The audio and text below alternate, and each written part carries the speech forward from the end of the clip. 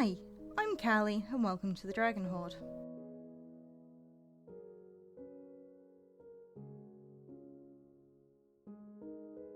Today, and hopefully for the next few days, I'm going to be opening some of the Tarkir Dragonstorm pre-release boxes. Now, Tarkir comes out, I believe it's at the end of this week, and I've managed to get my hands on 2 sealed boxes, and the 2 I played pre-release with. So these ones have already been opened and played with, so when I open these, I'll actually go through what deck I built with it and let you know, and then you guys can give your thoughts and opinions on it. And I've got these, which I have no idea what's in them, so I can't wait to get these opened and see what decks we would build with these. The Tarkir pre-release is slightly different, as you can already see. There's different colour boxes, so this one says Teema on it and this one says Jeskai. The pre-release for Tarkir is split into clans, which are 3 colours. So you've got Teema, which is green, blue, red. You've got the Jeskai, which is red, blue, white. And you've got the Mardu set, which I've got on the desk, which is blue, red, black, I believe it was. So rather than just having 6 standard boosters in these, you actually get what Wizzards have been calling a seeded booster. So you can see that this is not a standard Tarkir booster. This also has the pre-release promo card already inside the set of 15 that you'll open. I'll clear up my desk, and as this box is open, we'll open the Jeskai I played with on Friday, and we'll go from there. So as I said, the Jeskai, this particular box, I actually opened on Friday at my local game store. So I don't have the outer cardboard sleeve, but it's got the usual like cardboard tokens and like markers that you can use. It also comes with a very nice countdown die. The colouring on this is slightly different on my camera. This is very red rather than orange, and it also has the Jeskai symbol on it, if I can get the camera to focus, which it does not want to do. There, you can just about see it there. But yeah, it's dark red flecked with white in it, and the numbers are in quite a nice teal, so it's quite a nice countdown die. And rather than 6 fully sealed boosters, we have 5 Tarkir boosters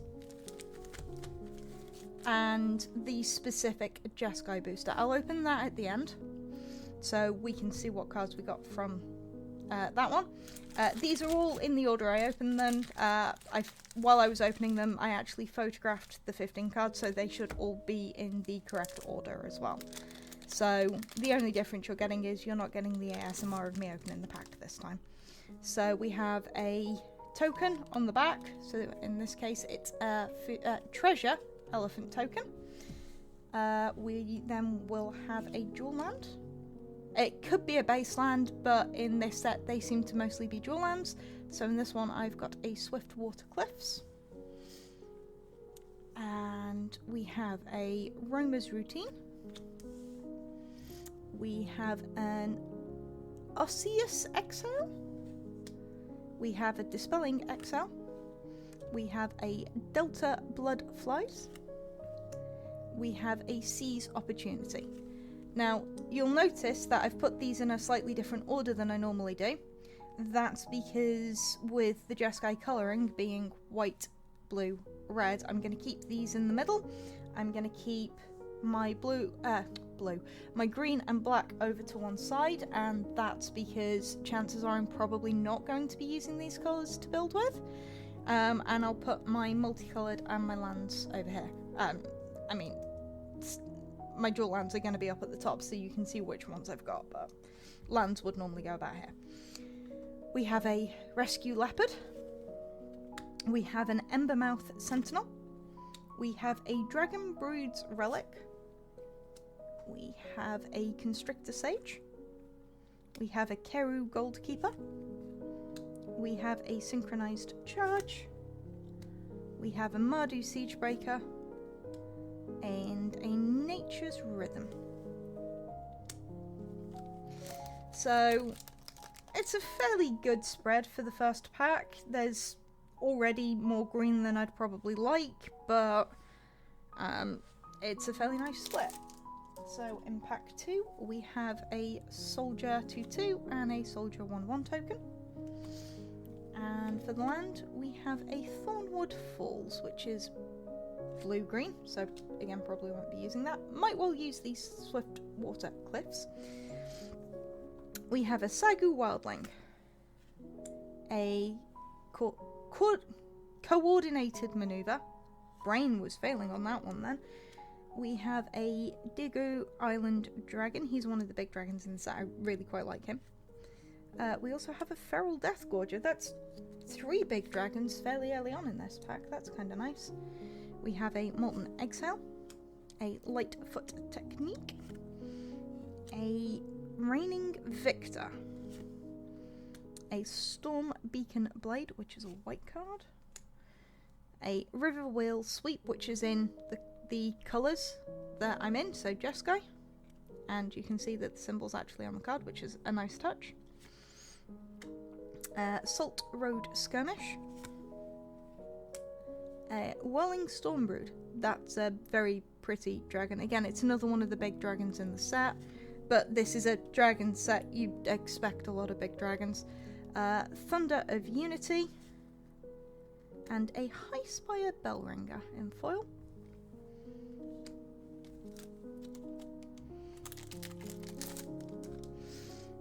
And for pack 3, we have a Treasure Zombie Druid token.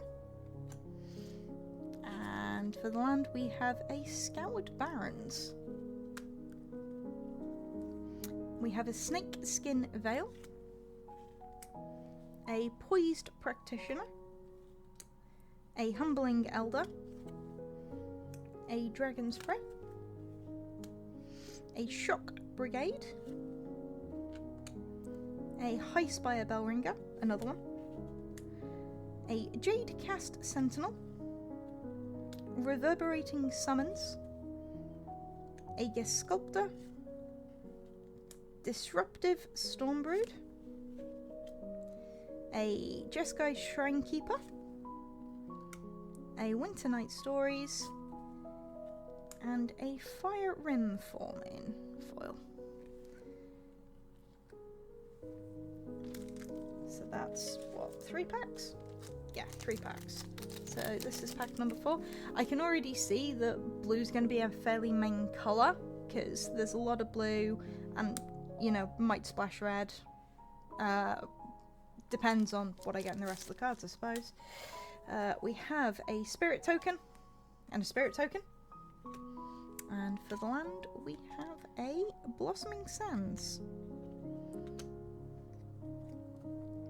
a Crotic Nest Guard, a Fortress Kingguard, Ice Ridge Serpent, Kintrine Nurturer, Twin Bolt, Unburied Earthcarver, Dusyut Earthcarver, Cruel Truths, Duty Beyond Death, Frontier Bivouac, Alchemist's Assistant, Winter Night Stories, and a Kishala's Trawlers in foil. Oh, Kishala was not coming to first thing to the brain, that. So this is pack number 5. This is the last of the normal Tarkir Dragonstorm packs I've got. We have a Spirit token. Something obviously uses a lot of spirits. And we have a Bloodfell Caves,